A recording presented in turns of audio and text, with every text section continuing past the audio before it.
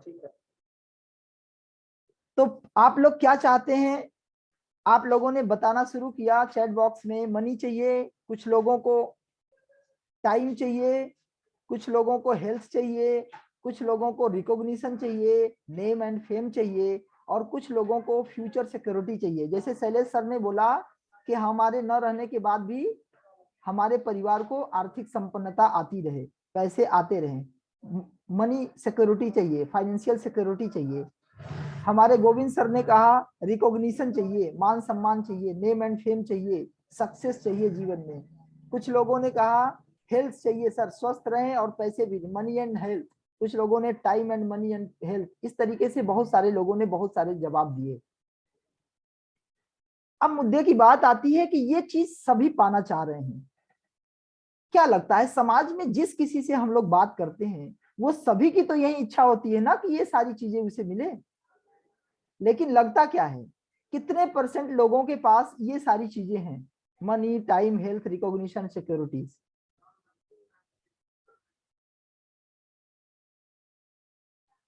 क्यों Shailesh sir?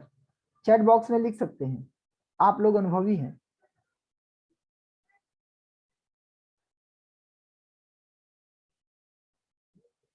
5%। Sir आप तो, हमको लगता है 5% भी बहुत ज्यादा ही बता रहे हैं। लेकिन फिर भी मान लिया जाए कि 5% लोगों को ये मिल रही है और 95% लोग चाह तो रहे हैं लेकिन उन्हें मिल नहीं पा रही है। आखिर रीजंस क्या हैं? कारण क्या है? आज हम लोग उस कारण को खोजते हैं। देखिए सर, सबसे बड़ा कारण जो दिखाई दे रहा है वो ये है कि right work on right time. सही समय पर अगर सही कार्य किया जाए तो सफलता के चांसेस बढ़ जाते हैं, सक्सेस रेशियो बढ़ जाएगा। और अगर आप सही तरीके से सही समय पर अगर आपने काम की शुरुआत करी है तो निश्चित रूप से आप सफल होते हैं। और ये बड़े भाग्य की बात है, और ये 100% सबके जीवन में होता है, क्योंकि ईश्वर ने कुछ सोच करके मुझे पृथ्वी पर भेजा है। हम लोग ऐसे ही अपने मन से पृथ्वी पर नहीं आए हैं मेरे भाई। सोचो, हमारे जीवन का जो नियंता है, हम लोग जो चल फिर रहे हैं, हम लोग जो बात कर रहे हैं, हम जो एक्टिविटी कर रहे हैं, इसके अंदर कोई न कोई ऐसी शक्ति है जो हमको संचालित किए हुए है। बहुत सारे लोगों के पास आंख है लेकिन कुछ लोगों की आंख देखना कम करने लगी। मतलब हमारे अंदर वो शक्ति है आंख से देखने वाली, लेकिन अब वो धीरे धीरे अपना काम नहीं कर पा रही है, या बहुतों के पास तो आंख ही नहीं है। तो हमारे पास जो भी चीजें हैं, जो अंग हैं, वो अंग सही से काम करें, उनके अंदर उस चीज को करने की कोई ना कोई एनर्जी है जिससे वो संचालित हो रहा है। तो ये जो एनर्जी है, ये एनर्जी कहीं ना कहीं से, और एनर्जी हम सभी जानते हैं E=mc²। आइंस्टाइन ने एक सिद्धांत दिया था, शक्ति वो है, शक्ति का नाश नहीं होता, शक्ति का रूपांतरण होता है।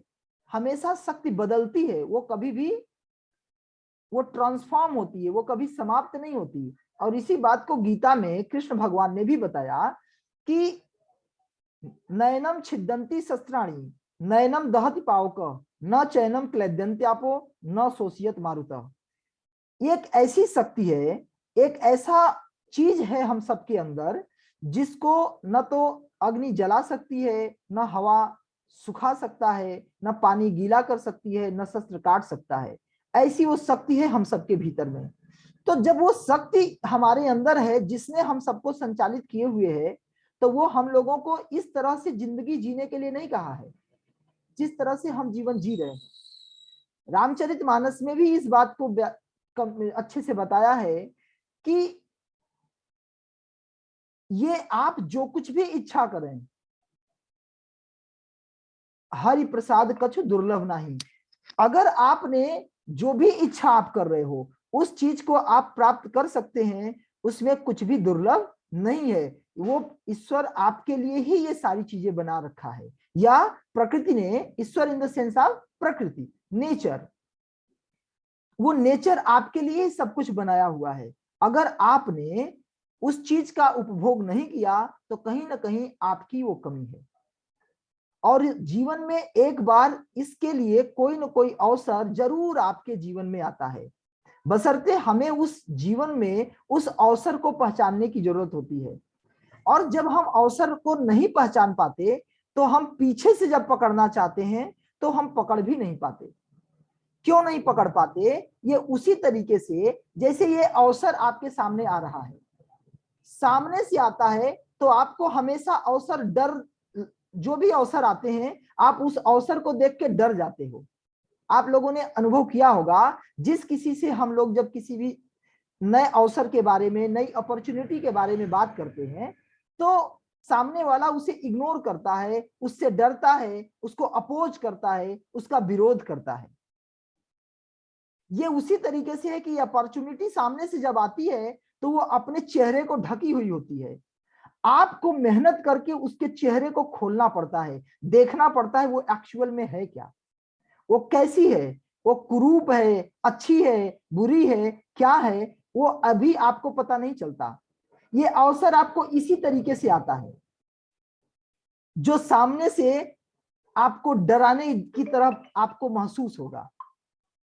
ये अवसर आपको आया और जिन किसी ने इस अवसर को पकड़ लिया वो तो इसको स्वीकार कर लिया, जिन किसी ने इस अवसर को गले लगा लिया, जिन किसी ने इस अवसर को एक्सेप्ट कर लिया, तो उनकी जिंदगी में तो जैसा अवसर होगा वैसा बदलाव आएगा, वैसा जीवन उनका होगा।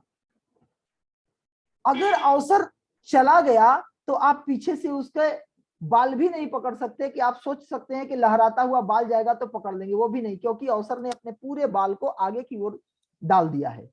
अब वो चला गया अवसर। अब ये अवसर क्या है?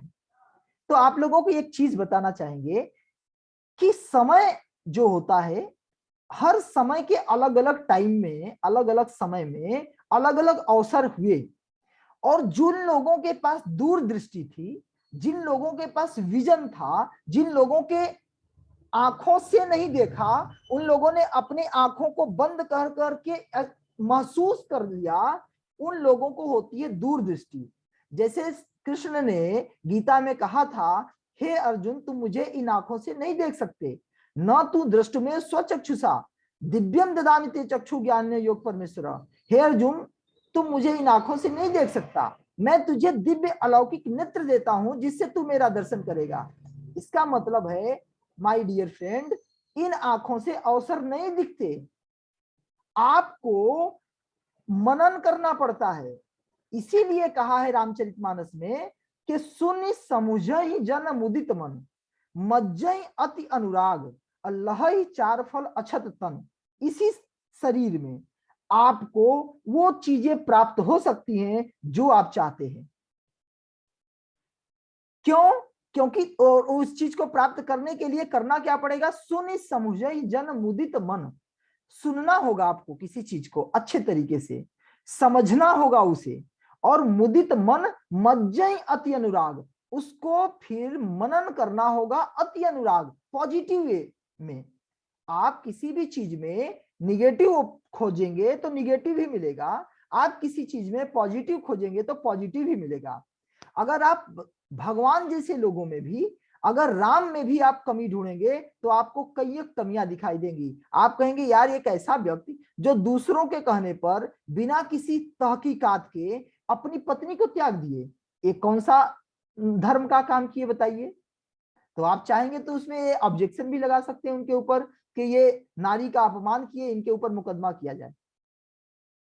लेकिन आप देखें कि उनके बहुत सारे अच्छाइयां भी थी। तो कहने का मतलब है आप किसी भी चीज में अगर आप अच्छाई भी खोजेंगे तो अच्छाई भी मिलेगी, और बुराई भी खोजेंगे तो बुराई भी मिलेगी। तो आपको क्या करना है? रामचरितमानस में बताए कि मज्जहि अति अनुराग, अनुराग के साथ, प्रेम के साथ, पॉजिटिवनेस के साथ आपको उस पर मनन करना है। जैसे आप यह व्यवसाय कर रहे हैं तो इसमें क्या संभावनाएं हैं, आपको इस पर ध्यान देना है, और ये भी वॉच करना है कि इसमें नुकसान क्या होगा। ऐसा तो नहीं कि ज्यादा हमारा कुछ ज्यादा नुकसान हो रहा हो, तो हमें कल्पनाओं में नहीं, हमें उस पर मनन करना है, चिंतन करना है दूरदृष्टि के साथ। तब जाकर के आपको वो चीजें दिखाई देगी जो आप जो प्राप्त करना चाहते हैं। और जितने भी समय के लोग जो सफल हुए, जैसे कृष्ण के समय में सफल कौन हुए? अर्जुन। उन्होंने सही चीज को समझा और सफल हुए। उसी तरीके से समय समय पर जिन लोगों ने समय को समझा वो लोगों ने अपने जिंदगी को बदला। जैसे आप देखें 19वीं शताब्दी में एक व्यवसाय था, वो फर्स्ट ट्रिलियन डॉलर इंडस्ट्री, जो ट्रिलियन डॉलर इंडस्ट्री मानी जाती है। ट्रिलियन डॉलर इंडस्ट्री का मतलब होता है लगभग 5 लाख करोड़ का जो व्यवसाय होता है उसको बोलते हैं ट्रिलियन डॉलर की व्यवसाय या उद्योग। तो दुनिया में जो पहली बार 5 लाख करोड़ का जो ट्रांजेक्शन हुआ वो हुआ था ऑटोमोबाइल सेक्टर में। तो ऑटोमोबाइल सेक्टर में दुनिया के सबसे अमीर व्यक्ति बने हेनरी फोर्ड। और हेनरी फोर्ड साहब मैन्युफैक्चरिंग यूनिट में काम करते थे, यानी उनका खुद का फैक्ट्री थी, वो माल का उत्पादन करते थे, वो उत्पादक थे। तो 19वीं शताब्दी में वे लोग सफल हुए जिन्होंने दूरदृष्टि से सोचा कि आज नहीं तो कल हर घर में, हर एक अमेरिकियों के घर में एक कार रहेगी। तो उन्होंने कार के बारे में सोच करके ये अनुमान लगाया कि हर घर में जब कार होगी तो मेरा कितना बड़ा सेल होगा या ये इंडस्ट्री कितनी बड़ी होगी। जब ये सोचा उन्होंने तो उस पर काम किया और दुनिया के सबसे अमीर व्यक्तियों में से एक हुए मिस्टर हेनरी फोर्ड साहब। लेकिन समय बदला, हम सब जानते हैं समय बदलता रहता है। जब समय बदला, 20वीं शताब्दी आई, तो 20वीं शताब्दी में दोबारा एक नई इंडस्ट्री में ट्रिलियन डॉलर का व्यवसाय हुआ। सेकेंड ट्रिलियन डॉलर व्यवसाय हुआ आईटी सेक्टर में। इस बात की कल्पना बिल गेट्स ने करी थी। बिल गेट्स ने सोचा कि आज नहीं तो कल हर घर में एक कंप्यूटर होगा, उस कंप्यूटर में हमारा सॉफ्टवेयर चलेगा। तो वो उन्होंने सॉफ्टवेयर पे काम किया और कंप्यूटर जगत में, आईटी सेक्टर में दुनिया के सबसे अमीर व्यक्ति बने मिस्टर बिल गेट्स। फिर समय बदला। हम सभी जानते हैं कि हम लोग 21वीं सदी में जी रहे हैं। हम सभी लोग किस सदी में जी रहे हैं? तो 2000 से ऊपर जब हम लोग पहुंचते हैं तो हम उसे बोलते हैं 21वीं सदी। ये सदी है 21वीं सदी। आप लोगों को बताएं कि ये जो सदी है 21वीं सदी का व्यवसाय है, ये एक 21वीं सदी का व्यवसाय जो तीसरा ट्रिलियन डॉलर इंडस्ट्री होने जा रही है, वो होने जा रही है हेल्थ एंड वेलनेस सेक्टर।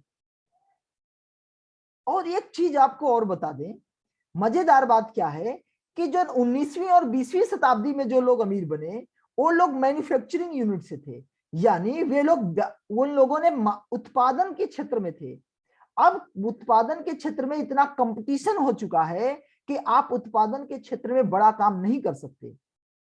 अब जो आप देख रहे हैं कि जो तीसरी ट्रिलियन डॉलर इंडस्ट्री होने जा रही है वो हेल्थ और वेलनेस की होने जा रही है। क्यों?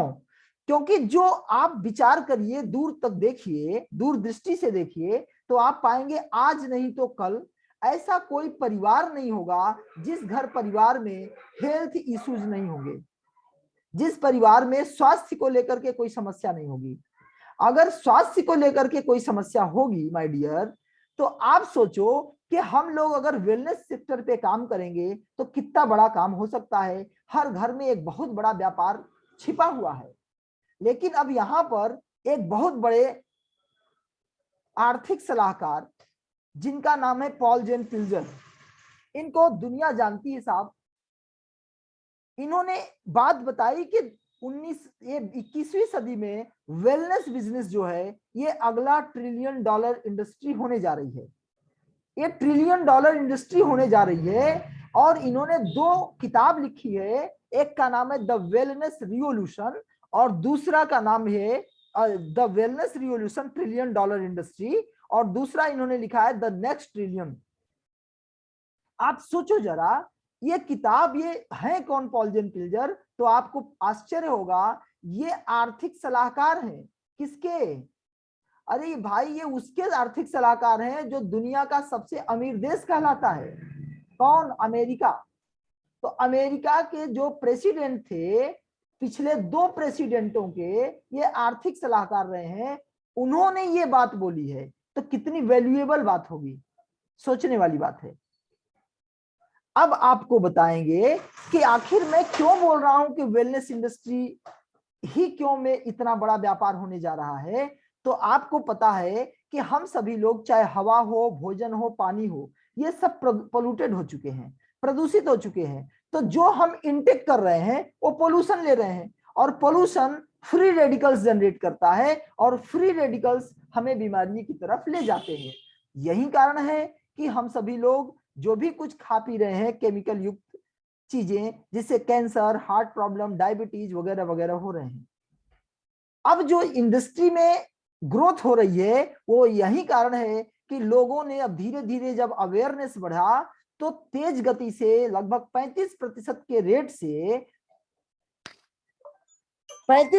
के रेट से न्यूट्रास्यूटिकल इंडस्ट्री, यानी फार्मा इंडस्ट्री नहीं, न्यूट्रिशनल इंडस्ट्री, यानी न्यूट्रिशन क्या होता है, जो हम पोषक तत्व लेते हैं, जो खान पान के माध्यम से जो प्राप्त नहीं हो पा रही है, उसके जगह पे जो हम लोग सप्लीमेंट्स यूज करते हैं, वो न्यूट्रास्यूटिकल इंडस्ट्री कहलाती है। और ये अनुमान है 2025 तक लगभग 1.5 लाख करोड़ का होने जा रही है। तो आने वाले कुछ ही साल में ये 5 लाख करोड़ को ट्रांसफर कर जाएगी, लगभग 30-35 तक। सोचिए, तो ये समय हम सबका है। आप सोचिए, हम सभी का जो स्वर्णिम अवसर आने जा रहा है वो आने वाला 15 से 20 साल है, और हम सभी लोग इस युवा फेज में जितने लोग हैं वो अपनी इस युवा फेज में अगर सही तरीके से काम नहीं किए, सही इंडस्ट्री का चुनाव नहीं किए, तो वो आने वाले 20 साल बाद क्या होंगे, वही हाल होगा कि बाद में आपने पीसीओ खोल दिया, या आज के डेट में आप मोबाइल फोन का दुकान खोल करके आप सोचेंगे अमीर बने, तो संभव नहीं है। आज के डेट में आप सोचेंगे कि आईटी सेक्टर में जाकर के अमीर बने, तो संभव नहीं है, क्योंकि वहां पे लोग बहुत आगे जा चुके हैं और हमें उनके पीछे पीछे जाना होगा। तो पीछे पीछे वही चीज बचता है, उन्हीं लोगों को पीछे वाली चीजें मिलती है जो बचा खुचा होता है। तो पीछे वाले को क्या मिलेगा, बचा खुचा चीज, और आपको आगे आना होगा। ये इंडस्ट्री आने वाला 20 साल में एक बहुत बड़ा रिवॉल्यूशन लेने जा रही है। इसलिए माय डियर फ्रेंड, आप लोगों को ये विचार करना होगा कि इस इंडस्ट्री से हम लोग क्या से क्या हो सकते हैं। और इसी इंडस्ट्री में भी बहुत सारी कंपनियां हैं, जिनमें हमारी कंपनी है फाइटोसेल लाइफ मार्केटिंग प्राइवेट लिमिटेड। आपको आश्चर्य होगा कि फाइटोसेल लाइफ जिस चीज पे काम कर रही है वो दुनिया में किसी के पास नहीं है, भारत में तो किसी के पास नहीं है। वो टेक्नोलॉजी है stem cell technology. Wellness nutraceutical में वेलनेस इंडस्ट्री का लेटेस्ट रिसर्च है stem cell technology, phytocell technology. ये एक रिवॉल्यूशन है मेडिकल साइंस का। और जब ये मेडिकल साइंस का रिवॉल्यूशन है, इस इंडस्ट्री में जब हम आप काम करेंगे, तो देखिए आप समय से पहले, यानी अब समझें इस इंडस्ट्री में जितने भी लोग हैं, आप इन सबके अग्रणी होने वाले हैं, इन सब में तेज गति से आगे बढ़ने वाले हैं। क्योंकि आपको पता है कि न्यूट्रास्यूटिकल कंपनी की शुरुआत तो पहले भी हुई थी। 1914 में कार्ल रेहनबर्ग ने रिसर्च करी थी। आज अभी हम यहां तक हैं उस फार्मूले से। अभी जिस फार्मूले पे हम आप काम कर रहे हैं वो है फाइटोसेल टेक्नोलॉजी। फाइटोसेल टेक्नोलॉजी क्या है, ये रिसर्च है प्लांट स्टेम सेल पर। Phytocell technology is the name of a new biotechnology that researchers from Nobel Biochemistry have used successfully to generate and cultivate plant stem cells. एक scientist है doctor Fred Julie. Doctor Fred Julie ने पौधों के stem cell पर काम किया है, बहुत बड़ा रिसर्च किया है, और इस रिसर्च के थ्रू ह्यूमन बॉडी के स्टेम सेल को 80% रीजनरेट किया जा सकता है।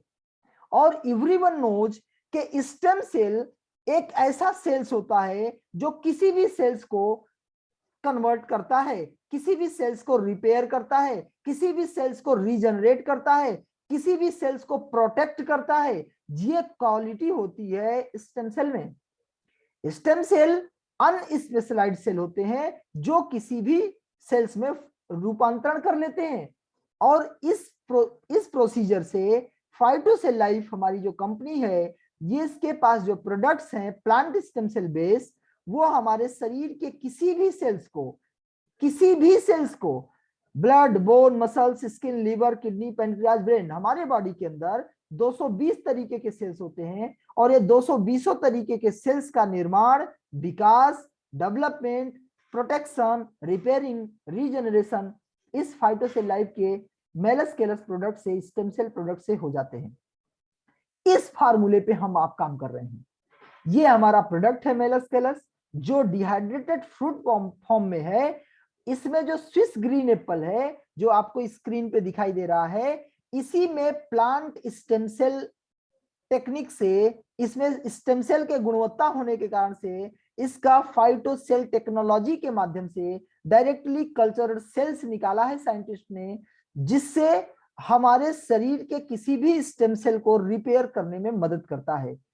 अब ये हमारा प्रोडक्ट्स रहा और हम सभी चाहते हैं कि जब प्रोडक्ट्स है तो मार्केटिंग होती है और उसी से लोग अपनी जिंदगी को बहुत तेज गति से अब आर्थिक संपन्नता की ओर जाते हैं और अपने जीवन को खुशहाली के लिए आगे बढ़ते हैं। और चैट बॉक्स में कई लोगों ने ये बोला था कि हम हैप्पी चाहते हैं, हैप्पीनेस चाहते हैं, प्रसन्नता चाहते हैं, और एवरीवन नोज कि 99% आपकी जो समस्याएं होती हैं उनका समाधान पैसा ही करता है, और कुछ समस्याएं होती हैं जो आप अपने विवेक से अब और एसोसिएशन से करते हैं। आपका जो संबंध है, जो आपका एसोसिएशन है, जो आपका जो खुद का अपना कारण होता है, आप इस इंडस्ट्री के थ्रू आप प्रोडक्ट हमारी जो जितने भी लोगों ने पैसे बनाए हैं अब तक, जो आपने देखा 19वीं सदी में या 20वीं सदी में, इन लोगों ने मैन्युफैक्चरिंग यूनिट से बड़ा पैसा बनाया था।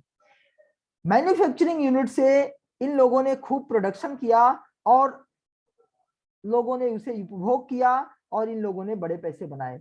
लेकिन रहस्य की बात क्या है कि समय बदला, मैन्युफैक्चरर ढेर सारे आ गए तो कंपटीशन होने लगा मैन्युफैक्चरिंग यूनिट में। लेकिन एक चीज में आप लोग देखेंगे, डिस्ट्रीब्यूशन चैनल होता है। डिस्ट्रीब्यूशन चैनल का मतलब उस प्रोडक्ट को जो बनाया जा रहा है उसको कंज्यूमर तक पहुंचाना, उसको कस्टमर तक पहुंचाना। ये एक प्रोसीजर के थ्रू, एक प्रोसेस के थ्रू, एक चैनल के थ्रू संभव होता है, जिसे हम लोग डिस्ट्रीब्यूशन चैनल कहते हैं। फिर डिस्ट्रीब्यूशन चैनल में भी आप देखेंगे तो हमारा प्रोडक्ट लोगों तक कैसे पहुंचे, लोगों को कैसे जानकारी हो, इसके लिए एडवर्टीजमेंट और ट्रांसपोर्ट का भी सहयोग होता है। अगर लोगों को उस प्रोडक्ट के बारे में पता ही न चले तो वो व्यक्ति उस प्रोडक्ट को कैसे परचेज करेगा। तो एडवर्टीजमेंट एक बहुत बड़ा माध्यम होता है उस प्रोडक्ट को लोगों तक सूचना पहुंचाने के लिए। दूसरा महत्वपूर्ण होता है प्रोडक्ट का ट्रांसपोर्टेशन, एक स्थान से दूसरे स्थान तक फिजिकली अवेलेबल कराने के लिए। और तीसरी चीज होती है हमारे जो बहुत सारे बीच के मीडिएटर्स होते हैं, जो लोग प्रोडक्ट को एक से दूसरे जगह C&F डिस्ट्रीब्यूटर, होलसेलर, रिटेलर के थ्रू कस्टमर तक जो पहुंचाने वाले लोग होते हैं, इनको हम लोग व्यवसायी बोलते हैं। और ये डिस्ट्रीब्यूशन चैनल के लोग एक बड़ा ह्यूज अमाउंट पैसा बनाते हैं। हम सभी जानते हैं, चाहे हम किसान हो चाहे व्यापारी हो, हम जानते हैं कि हमारा जो मैन्युफैक्चरिंग यूनिट होती है या मैन्युफैक्चरिंग कास्ट होता है या प्रोडक्शन कास्ट होता है, वो अप्रोक्सीमेटली 30% होता है। अगर हम 100 रुपए का बाजार में प्रोडक्ट को प्राप्त करते हैं तो हम सभी जानते हैं कि उस प्रोडक्ट के पीछे जो मैन्युफैक्चरिंग की एक्चुअल कास्ट होगी वो नियर अबाउट 30% ही होती है। जैसे हम सभी लोग मान लीजिए सब्जी लेते हैं बाजार में जाकर के, मान लीजिए 10 रुपए की सब्जी मंडी में आती है किसान के द्वारा, लौकी मान लेते हैं, 10 रुपए की लौकी 1 किलो आपने मंडी में लेके डाला, लेकिन आप जब खरीदने जाएंगे, कोई दूसरा व्यक्ति जाएगा ठेले पर खरीदने या फिर मंडी में, तो वो सब्जी 30 रुपए की बिकती होती है। तो बीच का जो इतना ह्यूज अमाउंट है वो कहाँ गया? तो आप हो गया बीच के लोगों में, जो डिस्ट्रीब्यूशन चैनल में लोग थे, उन लोगों ने एक बड़ा पैसा बनाया। तो इस तरह से पैसा बनाने का जो तरीका था वो डिस्ट्रीब्यूशन चैनल से ही संभव है। लेकिन अब तक जो डिस्ट्रीब्यूशन चैनल से ट्रेडिशनल तरीके से जो लोग पैसे बना रहे थे, वे लोग थे पैसे वाले, क्योंकि C&F वही है जो पैसा वाला है, डिस्ट्रीब्यूटर वही है जो पैसा वाला है, होलसेलर वही है जो पैसा वाला है, रिटेलर वो है जो पैसा वाला है। ये कम ज्यादा पैसे वाले लोग अपना अपना मार्जिन लेते हैं, और हर कस्टमर एक बड़ा पैसा कहीं से भी कमाता है, वो हमेशा पैसे खर्च करता है, लेकिन उसके किए गए खर्च से लोग आमदनी कमाते हैं, और वो व्यक्ति को केवल खर्च करना होता है, आमदनी प्राप्त नहीं होती। आपके लिए बताना चाहेंगे कि आप सबके लिए एक बहुत बड़ा अवसर है, वो अवसर है नेटवर्क मार्केटिंग। नेटवर्क मार्केटिंग में भी मार्केटिंग ही होती है, प्रोडक्ट की ही डिलीवरी होती है, प्रोडक्ट ही कस्टमर तक पहुंचता है, और प्रोडक्शन बनाने वाले मैन्युफैक्चरर ही होते हैं, लेकिन बीच में एक कंपनी होती है जिसको बोलते हैं मल्टी लेवल कंपनी, जो इस पूरे प्रोसीजर को, ये जो 70% का पैसा है, ये 70% पैसे को कस्टमर को ही प्रमोटर बना देती है। मतलब जो डिस्ट्रीब्यूटर का काम था वो कस्टमर को ही एक पावर देती है कि आप खुद भी लोगों को एडवर्टाइज करो, यानी लोगों को प्रचार करो, बताओ, लोगों को प्रोडक्ट को ट्रांसपोर्ट करिए, यानी सामान पहुंचाइए। मजेदार बात देखिए, ये 70% पैसा ये लोगों ने किस काम के कमाए? प्रचार करने के कमाए, प्रोडक्ट पहुंचाने के कमाए, और प्रोडक्ट रखने के पहुंचाए। यही काम MLM कंपनी ने कहा कि हम और कस्टमर हम दोनों मिलकर करते हैं। कंपनी ने प्रोडक्ट्स को अपने पास रखा और कस्टमर को कहा कि आप अपनी क्षमता के अनुसार थोड़ा थोड़ा स्टॉक रखिए, 10,000 15,000 की जो आपकी क्षमता है। आप समझिए कि आप एक रूम न बना करके, एक दुकान न खोल करके, एक रूम को रेंट पे न लेकर के आप अपने बेडरूम में भी अपना दुकान खोल सकते हैं। अरे बेडरूम में कैसी दुकान चलेगी भाई? चलती है, कैसे चलेगी बताता हूं। आपके तख्ते के नीचे एक पेटी में सामान है आपका, वहां से होम शॉप, घर की दुकान, वो घर की दुकान आप कर सकते हो। अपने अलमारी में प्रोडक्ट रख दिए हैं, आपने पेटी में रख करके अपने प्रोडक्ट्स रखे हुए हैं। ये प्रोडक्ट बस अपनी क्षमता के अनुसार आप परचेज कर करके उसके बारे में एडवर्टीज करना होगा। जैसे अमिताभ बच्चन, शाहरुख खान, सचिन तेंदुलकर ने किसी भी एक प्रोडक्ट का प्रचार किया, एक चैनल के थ्रू किया, तो पूरे लोग जान गए। हम आप चाहे यूट्यूब चैनल से करें, हम लोग चाहे फिजिकल जाके बताएं, या हम किसी सेमिनार फंक्शन में मीटिंग्स में बताएं, या होम मीटिंग्स में बताएं, तो हम लोगों को भी बताने के बहुत सारे रास्ते हैं। उस रास्ते से हम लोगों को प्रचार करें, इस प्रोडक्ट्स के बारे में जानकारी उपलब्ध कराएं, और ट्रांसपोर्ट भी करें, उनको पहुंचाएं भी। जब आप ऐसा करेंगे तो डिस्ट्रीब्यूशन का पूरा पावर आपको मिल गया, ट्रांसपोर्टेशन का और एडवर्टीजमेंट का। जब ये तीनों काम आप ही कर रहे हो तो आपको 70% पैसा कंपनी देने को तैयार है। ह्यूज अमाउंट पैसा दे रही है हमारी कंपनी आपको। 70% का मतलब होता है जब 100 रुपए का हम सामान खरीदते हैं तो जो 70 रुपया बचता है हमारा, उस 70 रुपए का company production, taxation, transportation, company profit, ये सब घटा करके नियर अबाउट 50 रुपीज आपको बांटती है। 50 रुपीज आप लोगों में बांटती है। इतना बड़ा पैसा आपको कंपनी देती है। इस मार्केटिंग को, ये भी एक मार्केटिंग सिस्टम है। यहाँ पे हम एक दूसरे को बता करके लोगों का एक नेटवर्क क्रिएट करके पैसा बनाते हैं। इसी तरीके से अब बात करेंगे कि वास्तव में नेटवर्क करके इतना पैसा कैसे लोग कमाते हैं। तो देखिए साहब, ये न्यूज है, ये रिसर्च है, इसमें बताया है network marketing creates more millionaires than any other industries.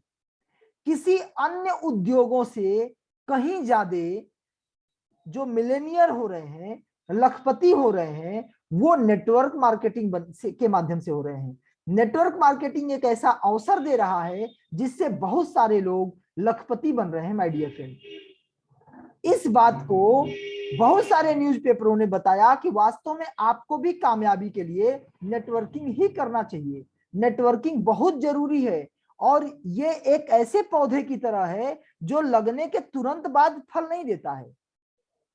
इसमें थोड़ा वक्त लगता है, लेकिन जब ये पूरी तरह से मैच्योर हो जाता है तब फल और छाया दोनों देता है।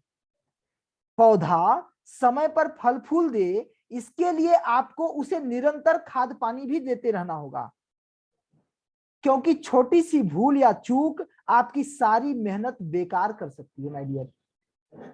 तो ये नेटवर्क मार्केटिंग भी यही है, और इससे बहुत बड़ी संभावना है। अब आप कहेंगे कि सच में ऐसा है, तो कुछ रिपोर्ट्स आपको दिखाना चाहते हैं।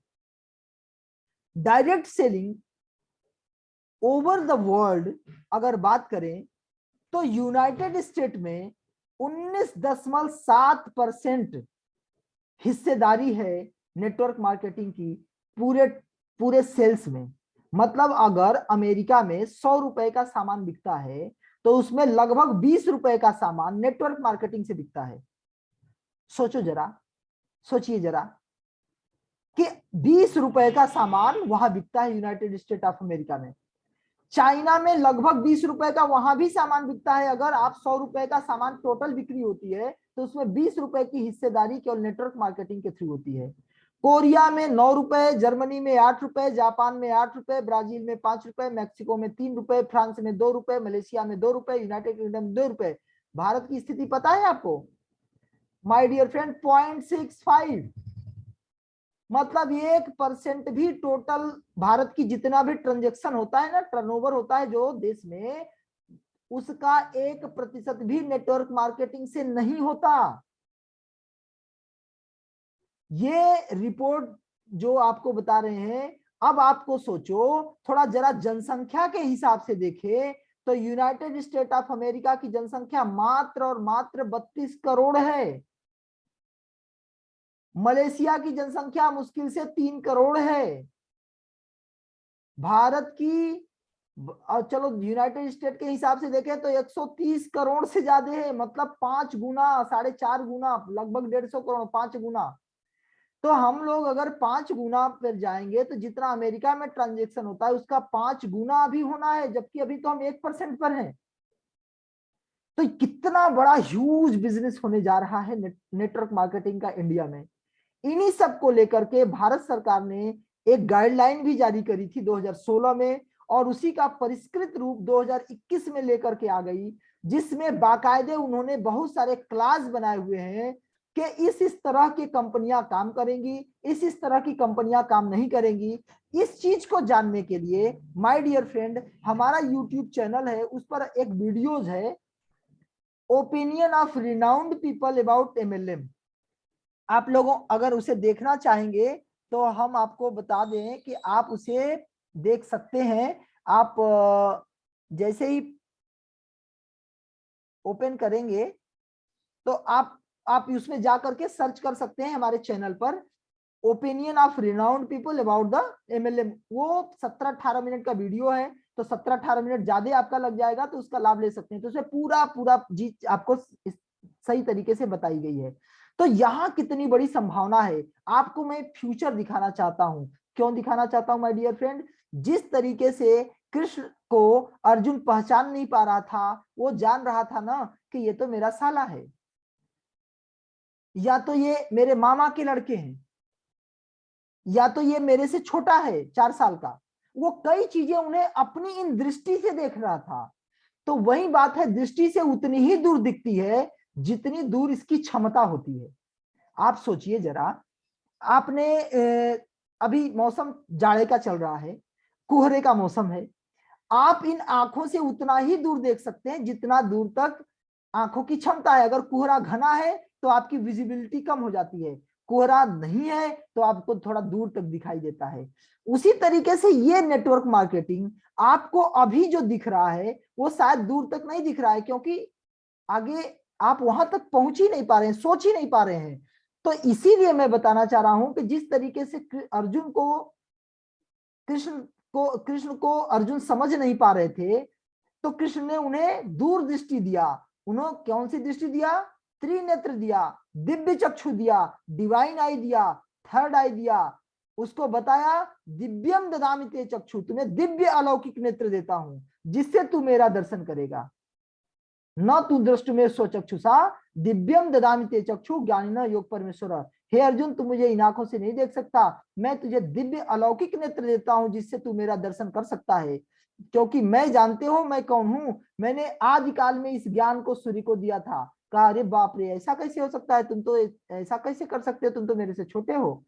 तो वही बात है कि अभी आपको ये चीज दिखाई नहीं दे रही है, नेटवर्क इंडस्ट्री का फ्यूचर कैरियर आपको नहीं दिख रहा है, इसका कितनी बड़ी संभावना आने वाले भविष्य में होने जा रही है। और इसके लिए नीति आयोग के प्लानिंग कमीशन आपके चीफ जो हैं अमिताभ कांत, उन्होंने भी बताया कि 2025 आते आते ये 64,500 करोड़ का टर्नओवर यहां से देगी ये इंडस्ट्री।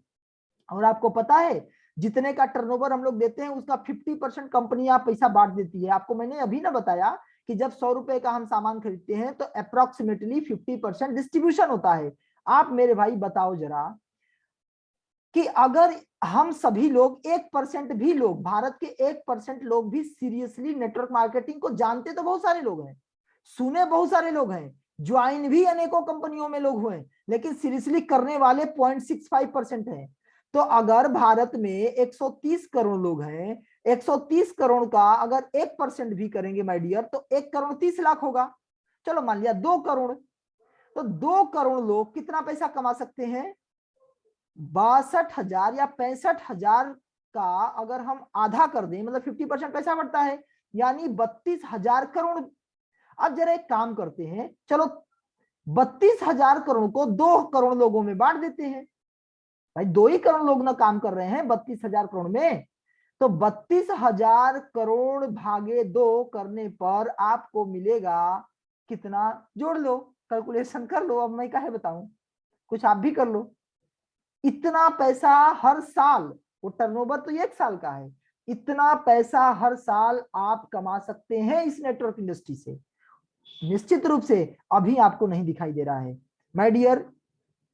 अगर आगे आगे बात करें तो जब आप इस काम को करना शुरू करेंगे ना, तो आपको बड़ी समस्या आएगी।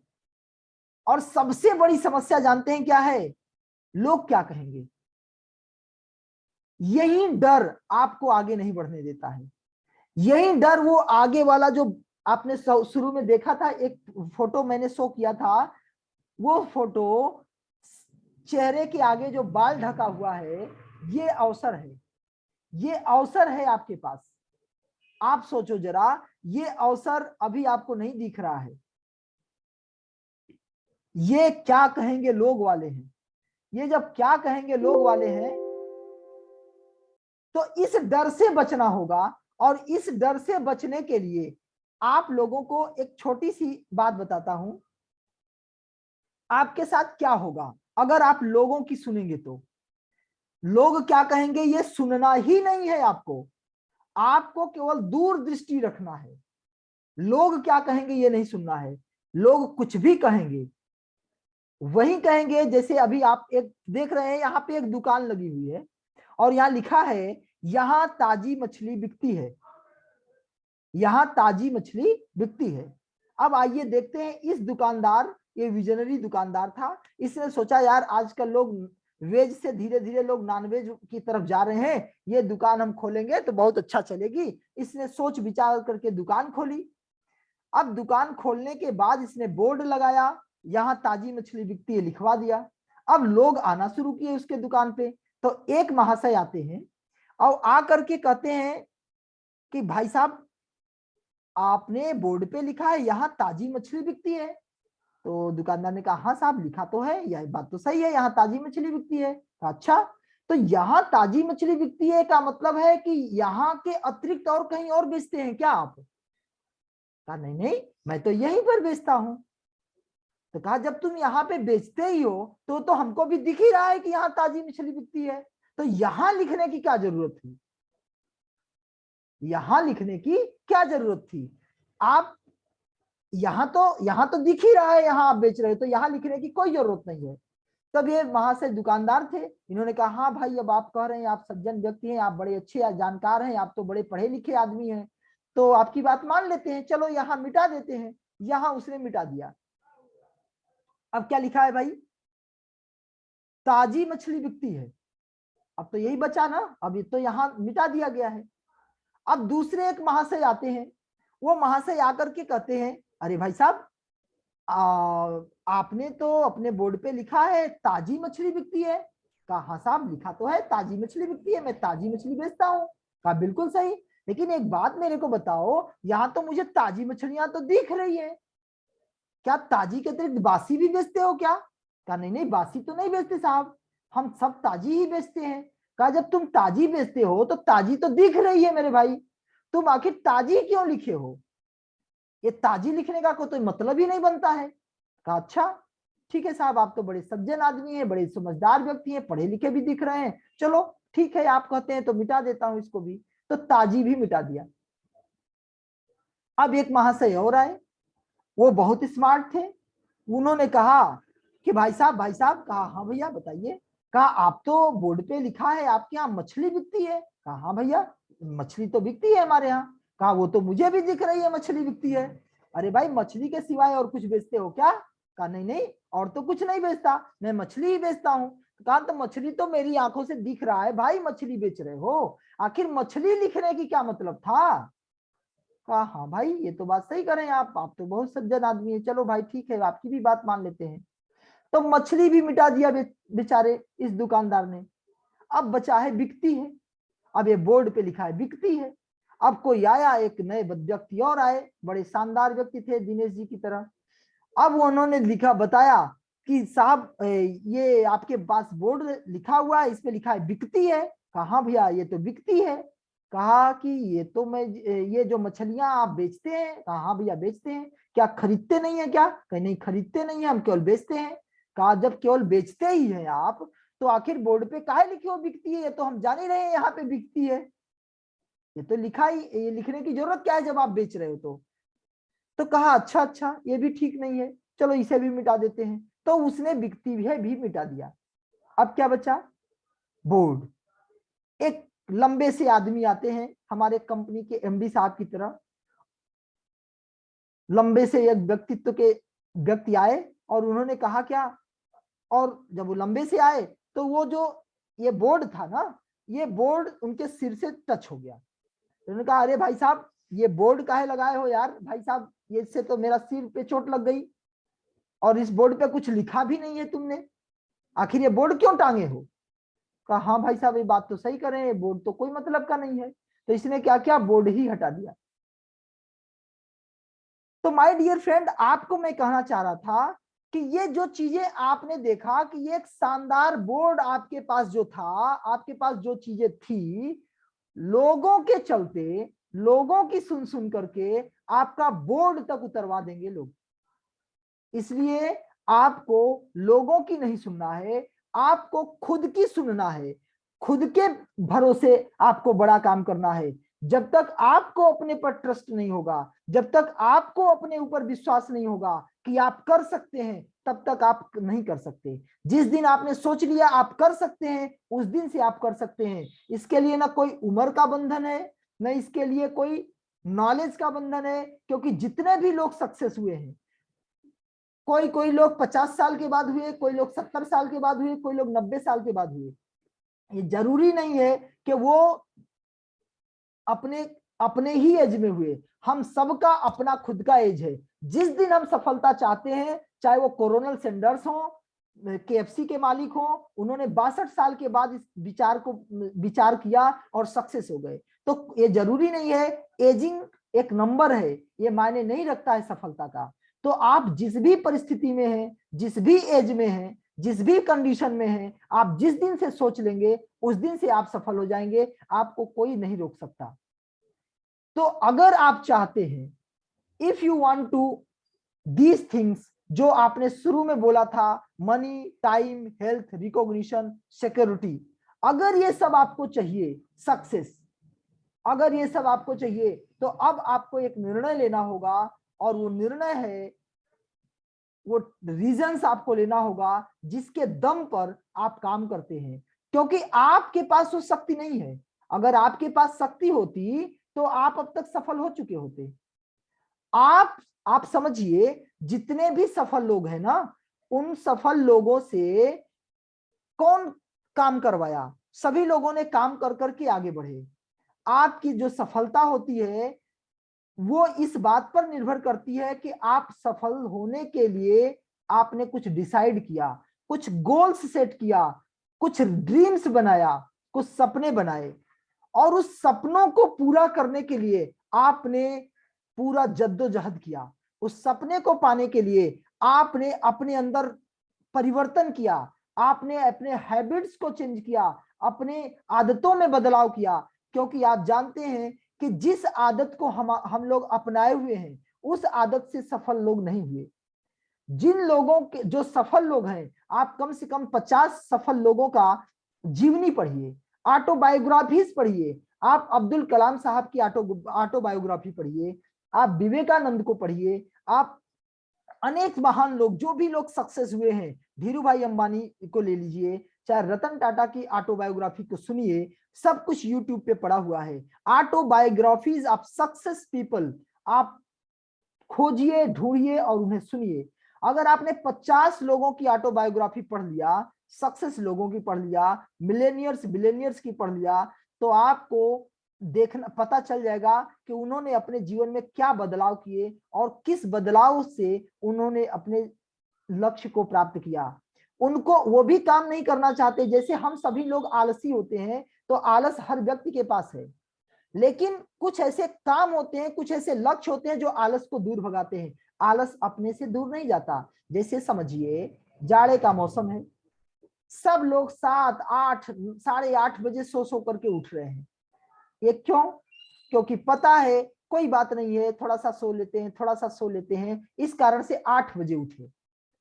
लेकिन अगर उन्हें कहीं जाना हो, कोई लक्ष्य हो, कहीं मीटिंग्स हो, कहीं पे आपको कुछ कोई भी काम हो, तो आप तब 8 बजे तक नहीं सोते, तब आप अपने हिसाब से टाइमिंग पर जग जाते हैं और अपने काम को करते हैं। तो कौन जगाया आपको? आपको किसने उठाया? आपको किसने एक्टिव किया? आपको आपके ड्रीम ने एक्टिव किया, आपको अपने गोल ने एक्टिव किया। आपके वो कारण पता थे, जिस कारण के कारण से आपने अपने हैबिट्स को चेंज धीरे धीरे किया। तो जब हैबिट्स चेंज कर लिया, तो श्योरली आपका भविष्य निश्चित रूप से बदलने वाला है। ये आपके जीवन के लिए सबसे इंपॉर्टेंट चीज है। आप अपने विजन को लिखिए, अपने ड्रीम्स को लिखिए, अपने गोल्स को लिखिए, और अगर आपने अपने गोल को राइट डाउन कर लिया, तो सक्सेस निश्चित निश्चित निश्चित रूप से है। तो thank you my dear friend. आज का हमारा जो मीटिंग सेशन है, हम लोग इसको यहीं पे एंड करेंगे। अब हम पर्सनली डिस्कशन करेंगे।